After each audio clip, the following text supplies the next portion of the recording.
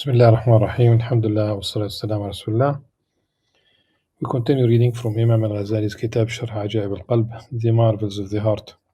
This is book 21 of Ihya Ulum al-Din, The Revival of the Religious Sciences, of the Islamic Sciences, translated by Walter James Skelly.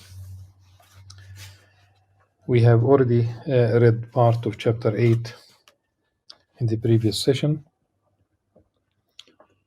the title of which is An Exposition of the Difference between general inspiration, ilham, and learning, ta'allum, and the difference between the Sufi way of seeking the unveiling of reality and the way of the speculative theologians and Nadhar.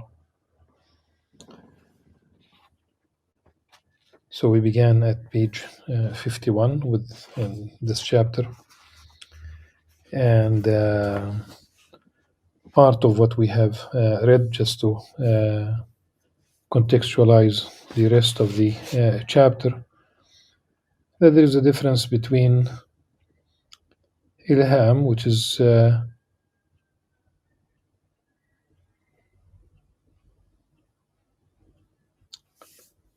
knowledge that comes without acquisition to the person. Ta'allum, of course, is always by acquisition. So one might say that there is something innate corresponding to the notion of the fitrah,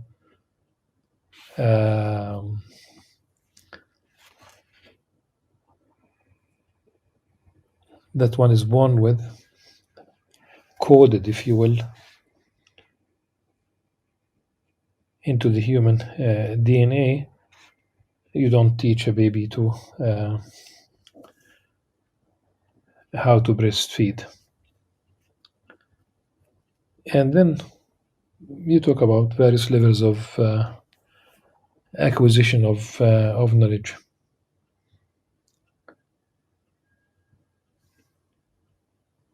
And then you have also revelation. And revelation is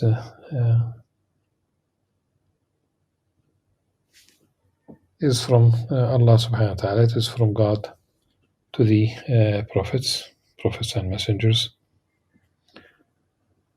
And it takes place in various forms.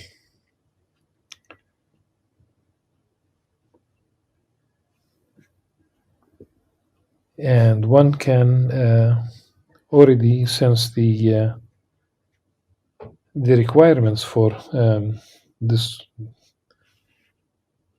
for the Sufi path of acquiring knowledge, not by acquisition, not by active learning, but by detaching themselves, by cutting off all ties. And then I'm going to jump and say that some of these ties we'll read, but to continue with this contextualization, Imam Ghazali mentions family, possessions, children, homeland, knowledge, rule, and rank. But we'll get to this after we start reading top page 54. The servant, Imam Ghazali says, the novice, the murid, so this is tariq al-mujahada, if you will, has only to make himself ready by a thorough purification, by summoning intention, along with a sincere desire, by complete yearning, and by watching with constant expectation for the mercy that God the Exalted may grant him. For prophets and saints have had divine things revealed to them. For prophets, yes, revelation. But for what is described here as saints, okay. The Arabic, so this is, does not have the word revealed. انكشف لهم الأمر. Okay, انكشف. Revealed, the word revelation is only exclusive and technically to the for the prophets, messengers. الأنبياء والرسل. الوحي للأنبياء والرسل. This is so. This is why it's problematic to say in English that it is for prophets and saints have had divine things revealed to them. No, saints, and also, I mean, if we are going to not create an issue out of the use of the word saints, we are not saints in the, for example, Christian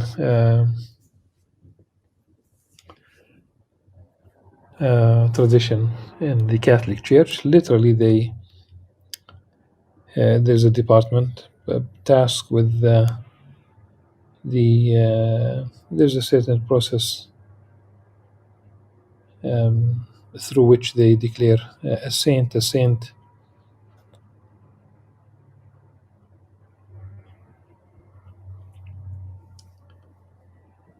There are no, absolutely, this is not the same in the awliya. It is something different. So for both of them, yes, it's not about knowledge in the formal sense. It's not about studying. It's not about writing, but rather it is about zuhd, asceticism. So for them, انكشف لهم الأمر وفاض على صدورهم.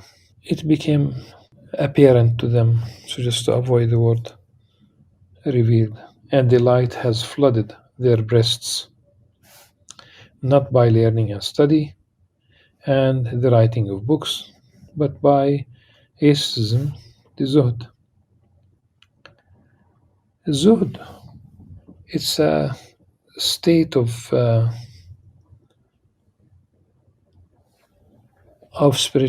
spirituality in which one keeps really a healthy distance from the material realm.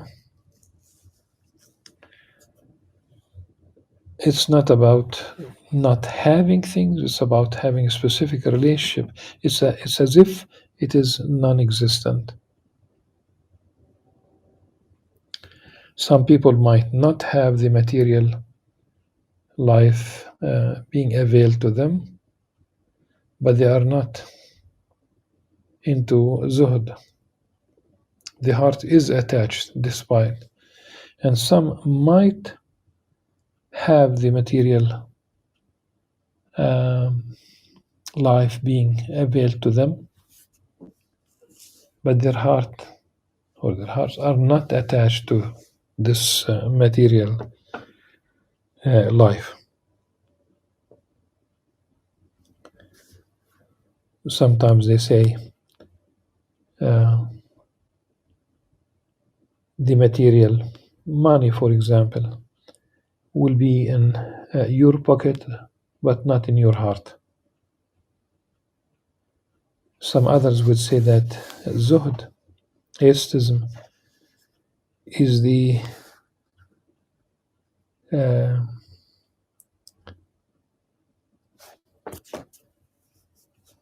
is having the same state of tranquility, of course, of the heart, the same relationship to the presence and the absence of the material, that you are not moved, you are not attached to it. If it's there, it's fine. If it's not, it's fine. So you are not happy for them. I mean, in a certain, of course, meaning, certain sense. You are not happy for the presence and you're not sad for the absence of the material. there is a certain aspect about the presence of the material, because it facilitates. Imam Al-Ghazali he's definitely been there. He distributed all his wealth. He kept a little bit for his family. But when he spoke about Hajj, he spoke about really, I mean, one of the things you need money so that you could perform Hajj. You need to buy or rent, or basically being in a caravan, you pay for the caravan. You need to spend on your way to Hajj. Today, people pay fees for the Umrah and Hajj.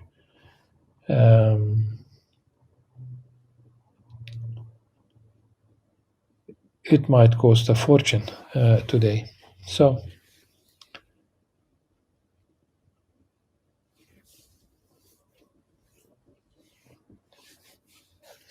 not all people, even Imam Ghazali himself does say in Ihya Ulumuddin that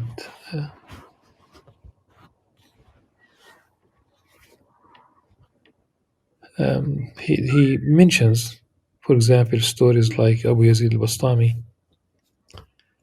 who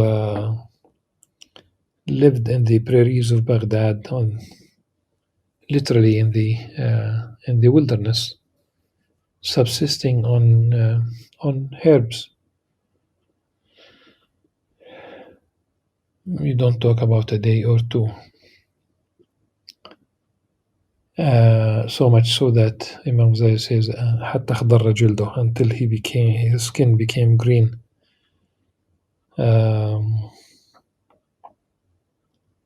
Definitely, we don't talk about the green man.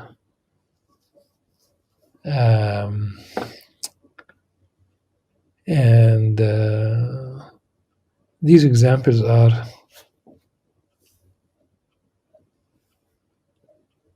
they cannot be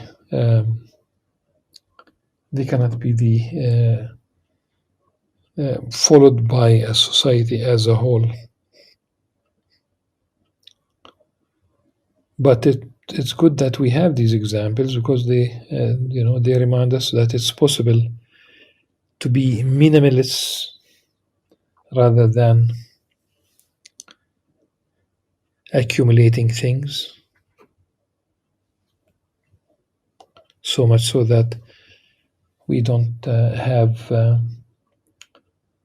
room for a congregational prayer at home. If people gather, family, friends, colleagues, because of the presence of furniture all over the place. So you struggle to find space to pray. Probably most homes would be like this.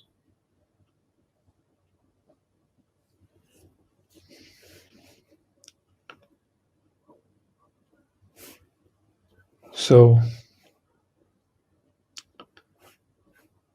the light has flooded their breasts, not by learning and study and the writing of books, but by asceticism, zuhd, in this present world, by cutting the self off from all of its ties, by emptying the heart of all its busying affairs, and by advancing the utmost concern toward God, the Exalted.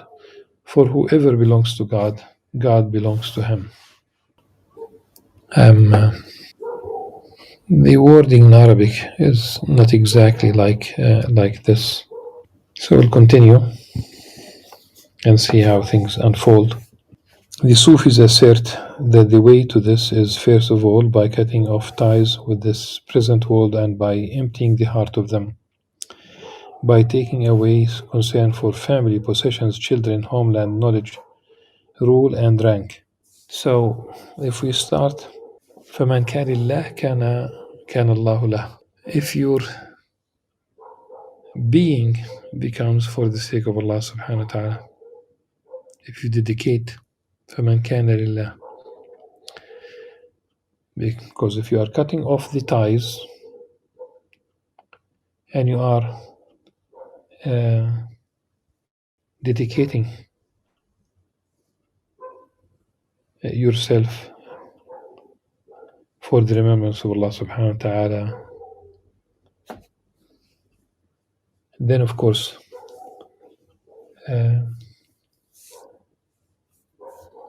there's a certain sense of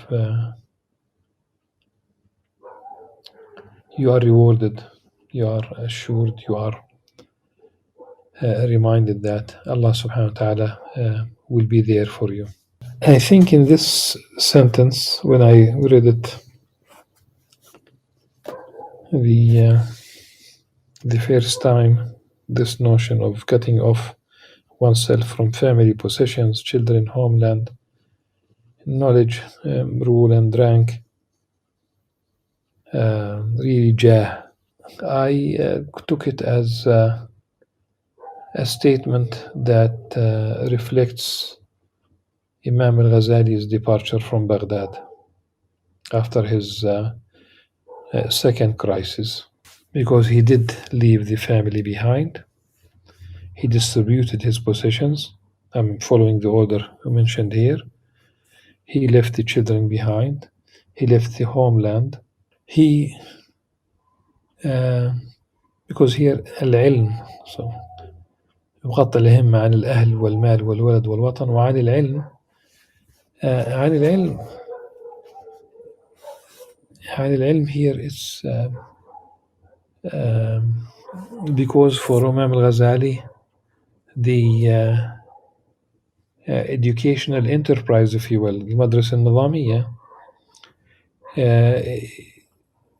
contributed to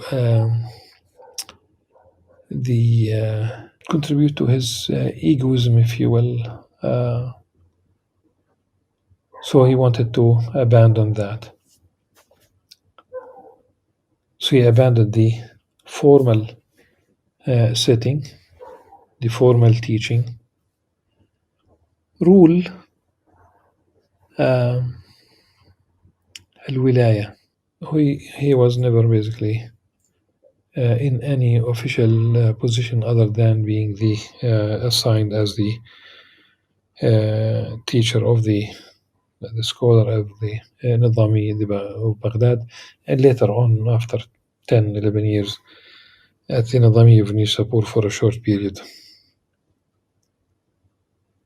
The returning to teaching, as it is called. And rank, really, jah, status. Imam Ghazali's status, he was compared, his entourage was compared to that of the Sultan. Like he outshined the entourage of the Sultan. He got it. He got the relationship with those in office and in power. He named his book Al-Mustadhari, named after the Abbasid Caliph Al-Mustadhar.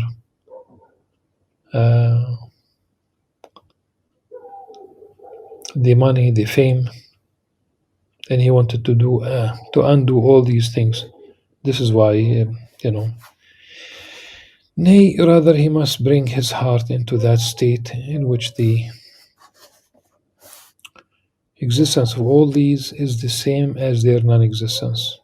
Then he must withdraw alone, apart, into a place of private devotion.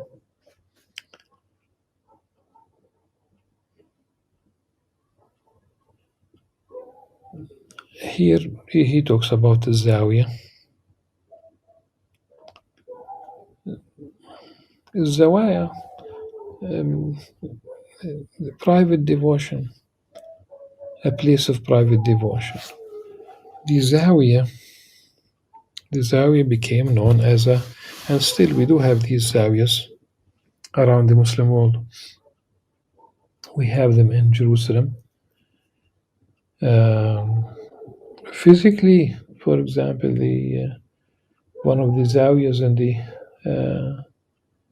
in the old city of Jerusalem, though it is still used for Sufi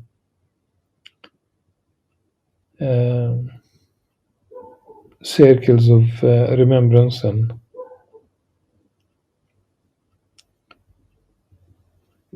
it does have smaller rooms around the courtyard. Obviously, Wallahu Alam, in the past, Sufis would stay in for the private, to be on their own, if you will, and limit himself to the prescribed religious duties, fara'id, and the supererogatory prayer, rawatib.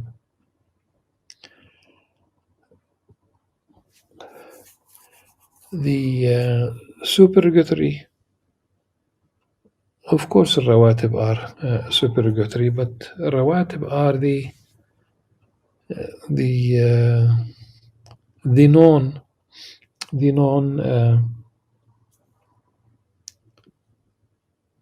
extra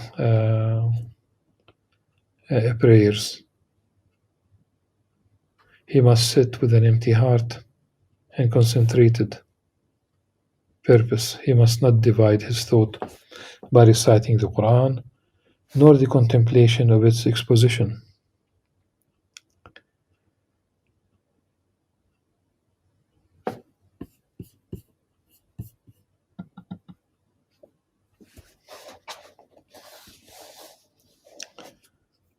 Nor by books of hadith,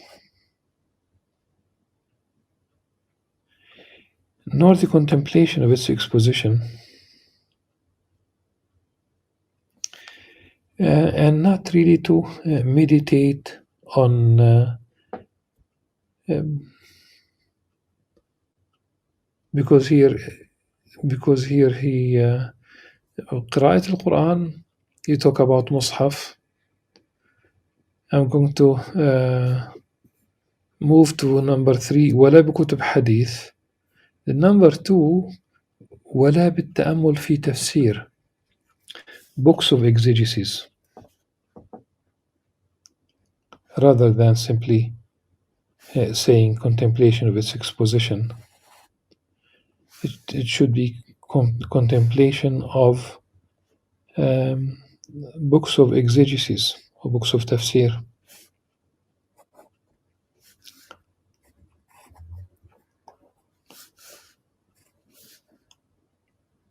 And tafsir, of course, is an ongoing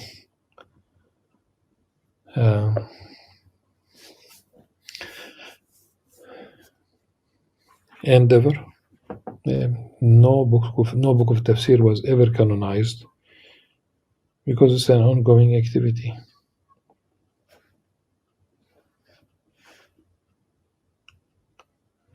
Nor by books of hadith, nor anything else.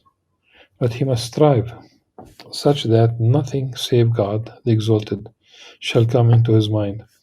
Then after he has seated himself in a place apart, the khalwa, he shall keep saying continuously with his tongue, Allah, Allah.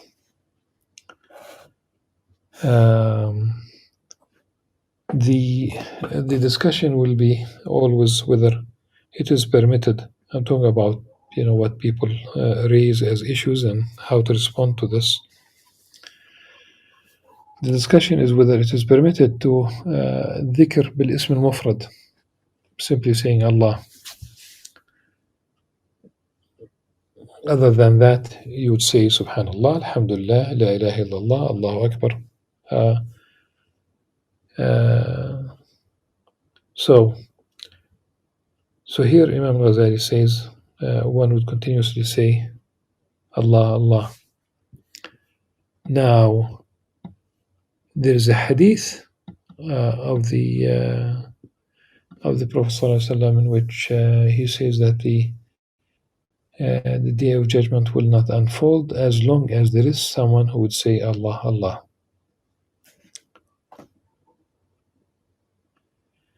And his heart shall be fixed on it too, until he comes finally to a state in which the motion of the tongue will cease, and will seem as though the word is flowing over his tongue.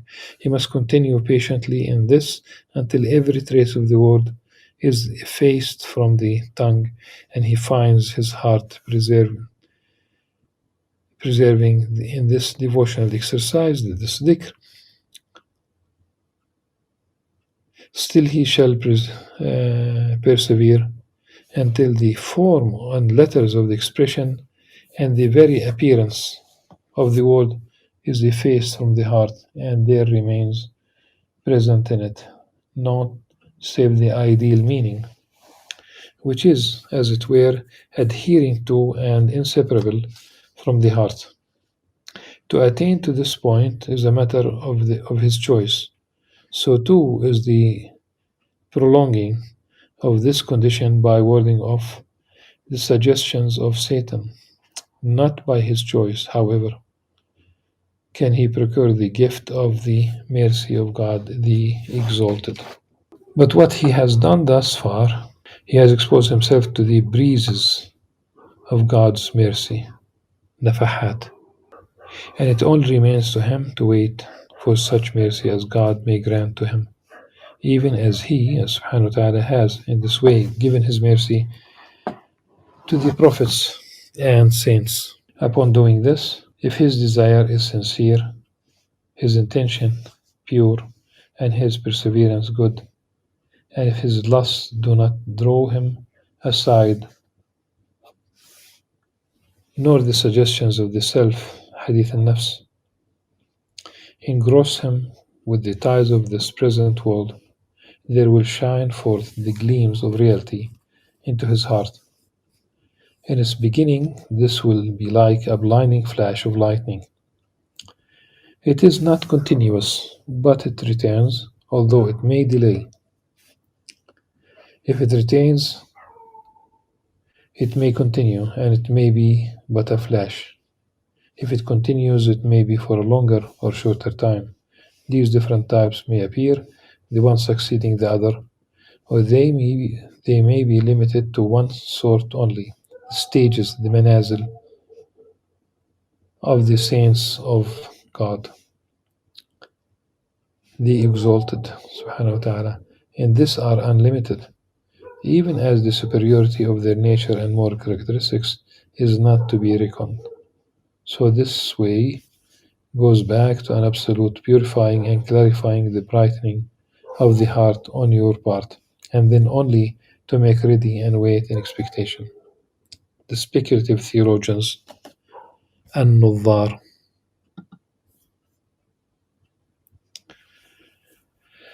The speculative theologians and those whose opinions deserve consideration have not denied the fact that this way does exist. فلم ينكروا وجود هذا الطريق وإمكانه. That it is a possibility and that it does, in rare instances, lead to the desired end.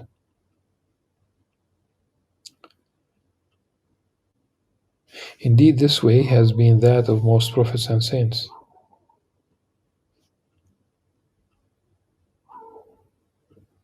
But they consider it difficult, a difficult way, rough, uneven, and think it slow in bearing fruit, and feel that the fulfillment of all of its conditions is very improbable. They claim that to blot out all ties to this extent that Imam Al-Ghazali mentions is practically impossible. If it does happen for a moment, its continuation is even more difficult, since the slightest evil prompting or involuntary suggestion disturbs the heart. There's a hadith of the Prophet ﷺ, the heart of the believer is more unsteady than a cooking pot as it boils. قلب المؤمن أشد تقلبا من القدر في غليانها. And there's a hadith, the heart of the believer is between two of the fingers of the merciful.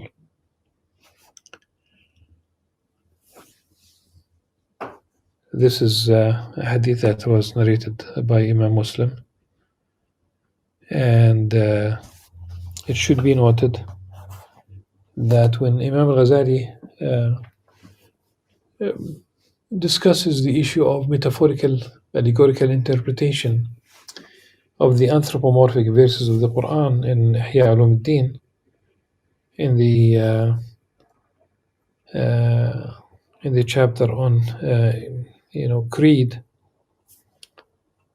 This is the Jerusalem epistle. When he discusses this issue, he does mention that Imam Ahmad bin Hanbal himself accepted, resorted, approved the need for the allegorical interpretation of a couple of traditions, including this particular one.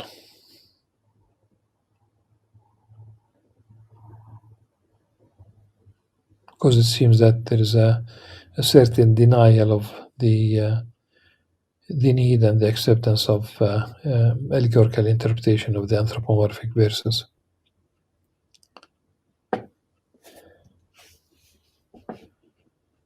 During such strenuous effort, the physical constitution may be disordered, the intellect confused, and the body may suffer. If progress in the discipline and improvement of the soul is not made by means of the realities of the senses, then the heart is ensnared with corrupt imaginings in which the soul trusts for a long time before they come to an end. And one may live out his appointed time without succeeding. Many a Sufi has traveled this way and continued to hold a single visionary state for 20 years, whereas if he had mastered knowledge beforehand, the point of confusion in his vision, in his khayal, would have been opened up to him at once.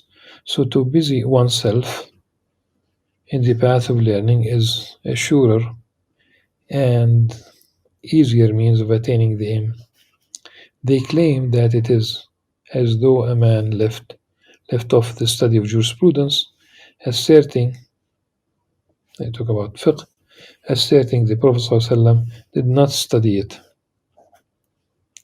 and he became one who understood the divine law by means of prophetic and general inspiration without any repetition or applications, and perhaps discipline of the soul and steadfastness will bring me finally to that goal. Whoever thinks this wrongs himself. Whoever thinks this wrongs himself and wastes his life. Nay, rather, he is like one who gives up the way of gain through farming, hoping to chance upon some treasure. The latter is indeed possible, but extremely unlikely. So too, in the matter of gaining knowledge, they say, it is first of all necessary to attain to that which the learned have achieved, and to understand what they said. Then after that, there is no harm in expectantly waiting for that which has not been disclosed to the other learned men, and it may be that this will be disclosed afterwards through strenuous effort, بالمجاهدة. We have reached basically the end of chapter 8. It seems that this is enough for this session, inshallah.